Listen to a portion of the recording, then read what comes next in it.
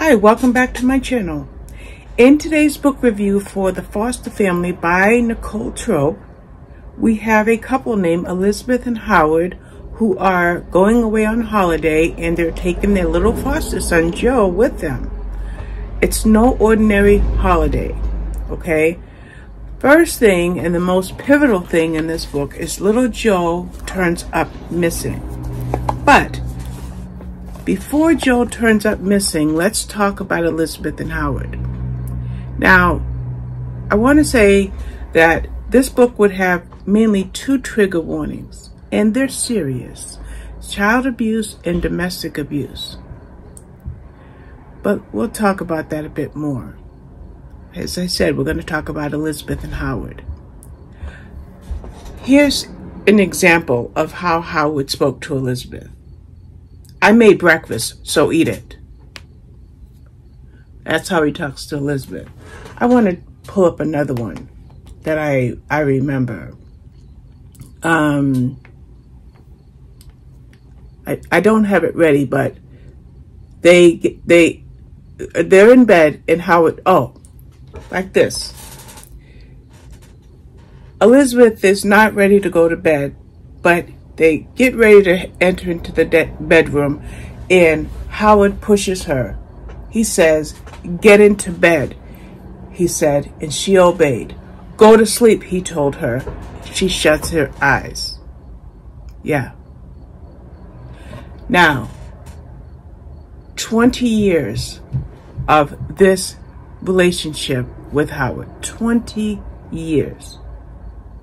That same cycle of emotional abuse, but guess what? There was also physical abuse. In fact, it said Howard is getting worse. Again, her 20-year marriage has contained the cycles of violence for as long as she can remember. The cycle is a theory developed by a doctor that Elizabeth has come to know well. First, there is the tension phase. Weeks or months when she's walking on eggshells, when she tries to get everything right, when she agrees with everything he says and ignores his snide remarks and criticism. Then there is the acute phase, the explosion, and she knows she will end up hurt in some way. But then there is the honeymoon phase, where he begs for forgiveness, where he buys her gifts, where he's kind and loving and giving and everything she married him for. It sounds simple enough when she thinks about it, but nothing is ever that simple. Sometimes the honeymoon phase lasts months and months, and the tension phase lasts even longer. However, the blow-ups are intense and difficult, but they're usually over quickly. But now, Joe is in their lives, and everything is different. Why did I read that to you? Why did I share that with you? You didn't see me looking at the camera. You saw me looking over here at my Kindle. Why? Well, Elizabeth and Howard started off like most couples, happy and in love when they got married. And they always wanted a family. But it didn't happen. It never happened for them. So they fostered. And now they have little Joe. Now, as I mentioned, Joe disappeared. 5 years old. He's gone. Now let's talk about Joe. Oh, he was the sweetest little boy. All Joe wanted was a mommy and a daddy. But Howard insisted from the get-go that you will not call me dad or daddy. I am not your father. But in secret, Elizabeth would let him call her mommy. Only in secret. But what was so hard about this, and it's only one of the things that was difficult, but one of the things that was so difficult about this is she couldn't even smile at little Joe. She couldn't hug Joe. She couldn't do anything affectionate with Joe in front of Howard. And then there was the thing that I mentioned as a trigger warning, the child abuse. Howard extended his violence to Joe. It wasn't just directed to Elizabeth. and that is the foster family. So we have some concerned people that notice something, and the question is, do they do anything about it? Now, the reason I said we have some concerned people that notice something is we have Gordon, their elderly neighbor at the vacation home, with the holiday home where Elizabeth and Howard are. The house next to them, there's an old man named Gordon, or he lives across the street. Now, Gordon has birds, and it is those birds that draw Joe's attention to Gordon. And Gordon loves little Joe right on sight. But here's the problem. Gordon has Alzheimer's. It might be early stages, but it's severe enough that sometimes when Gordon sees something pertaining to Joe, he can't always grasp that memory.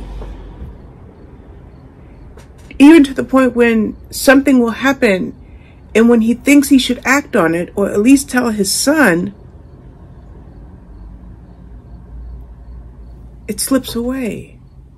Well, did I really see that? Did I really hear that? So, that's the horror. So far, you have one person who could have saved little Joe, and that would be Gordon, but his memory wouldn't help. Then we have Elizabeth, the foster mom, Howard's wife, Joe's could-be savior, but she was kept in the grips of this horrible marriage and horrible situation. Horrible. Now, what I like about this book is, as beaten down as Elizabeth was, and she really, really was, she did love Joe. Gordon, in his early stages of Alzheimer's or dementia, he also loved Joe. And then when Gordon's son comes, we see the role he played.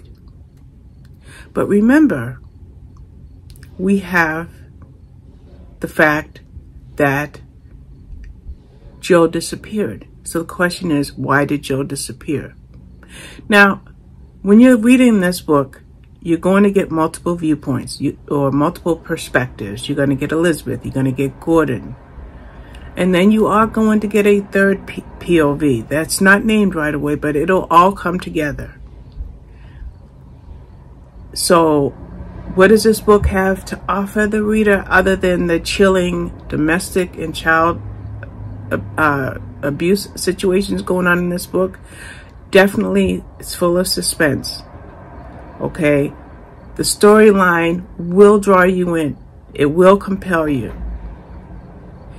The characters are characters that you can relate to. You can relate to having an older relative like Gordon. You can relate to having a woman trapped in a domestic abuse situation but not knowing how to get out. You have a woman who has a mother's love even though she didn't give birth to Joe, but doesn't really know how to protect him. And then there's this other character who comes in, but she comes in so late in the story. I won't tell you her name,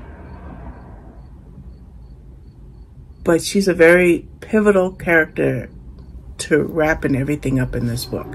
So that is The Foster Family by Nicole Trope. Please, if you like good, thrilling psychological suspense, then you will enjoy this book. Yes, it's a hard read at times, but the ending makes it worth it. The ending makes it worth it. Now, you can get this on your Kindle for $3.99. I don't believe this is Kindle Unlimited, which is just fine because $3.99 is not much for what is going to be an excellent read because it's 306 pages, so it's well worth the $3.99. It won't be out till the 21st, so this book review is about 10 days early, But when the book is ready for sale, you'll get this review up on this channel. Alrighty, thank you for watching. Bye-bye.